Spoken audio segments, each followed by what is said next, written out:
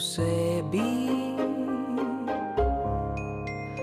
Donesi mir i radost u svoj dom. Podari ljubav, jedan osmijeh ozaren. Za sreću nam treba tako malo. Ti budi svjetlost nekom bar na jedan tren. Ovog Božića budi nečije svjetlo, jer to je energija koja pokreće Hrvatsku. HEP, više od struje.